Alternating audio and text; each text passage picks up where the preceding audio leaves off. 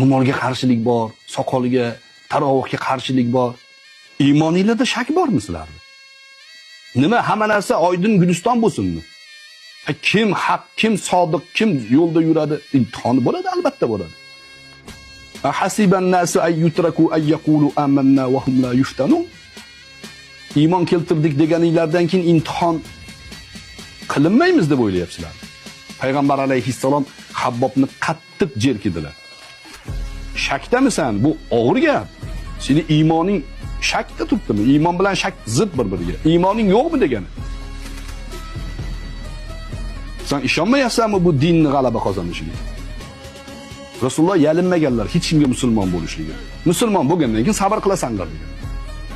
Va Qur'onda oyat ham tushgan. Qul la aqulu lakum indi khazainulloh. Ayting, meni huzurimda xazinalar yo'q. Men farishta ham emasman. Men g'aybni ham bilmayman. In attabi'u illa ma yuha ilay. Man faqat vahiyga ergashyapman. Alloh shunaqa dedi shu. Qilsalaring qilding, qilmasang o'zing javob berasan. Shuni endi nima aloqasi bor deb yozib o'tish. O'y, sizning muammoyingizni men, u, ana bu hal qilib bermaydi. Sizning muammoyingiz ichki ishonchingizga bog'liq. Ishonchingizdagi shubha bo'lsa, uni to'g'rilang birinchi. Haq yo'lni nimaga bunaqa ekan deb so'ralmaydi.